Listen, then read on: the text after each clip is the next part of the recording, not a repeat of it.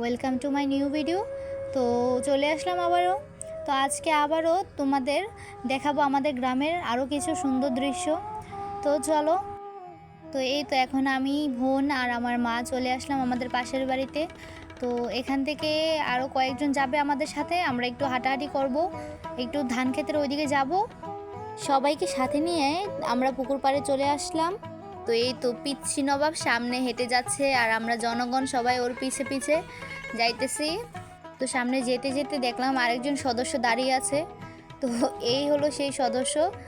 আমরা চলে আসলাম ধান ক্ষেতের এদিকে। এখানে ধানগুলো সুন্দর করে সাজিয়ে রেখেছে। তো উনি আমাকে দেখে ধানগুলো একটু হাতে নিল।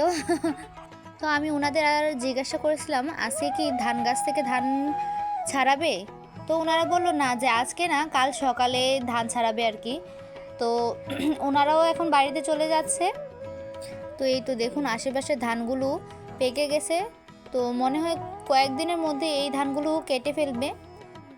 আমরা আর এখানে থাকলাম না, আমরা বাড়ির দিকে রওনা হলাম, কারণ আজকে তো ধান ছাড়ানো হবে না। তো আমরা আবার কালকে সকালে আসব।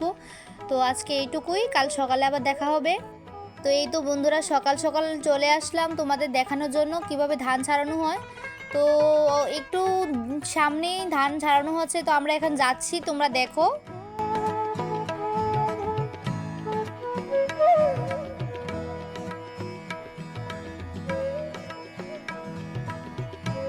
তো এই তো আমরা এসে পড়েছি। তো আমরা এসে দেখি ওনারা এখনও মেশিন স্টার্ট করেনি। তো ওনারা বললো এখনই স্টার্ট করবে। তো ওনারা এই তো মেশিন স্টার্ট দিয়ে দিয়েছে। তো তোমরা দেখতে থাকো ওনারা কিভাবে ধান গাছ থেকে ধান ছাড়ায়। তো আজকাল এই মেশিনগুলো গ্রামে ততটা দেখা যায় না, কারণ ডিজিটাল মেশিন চলে এসেছে। তো এখন সবাই ওই মেশিনই আনে, খুব কমই এই মেশিন দেখা যায় এখন। তো এই তো ওনারা ধান ছাড়ানো শুরু করে দিয়েছে।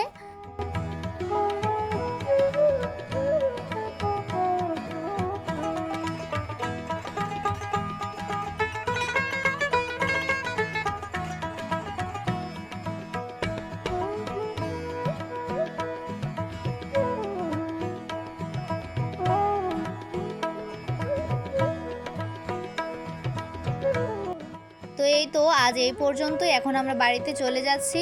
তো এমন আরও ভিডিও দেখতে অবশ্যই আমার পেজে ফলো দিবা এবং লাইক কমেন্ট শেয়ার করে আমার পাশে থাকবা।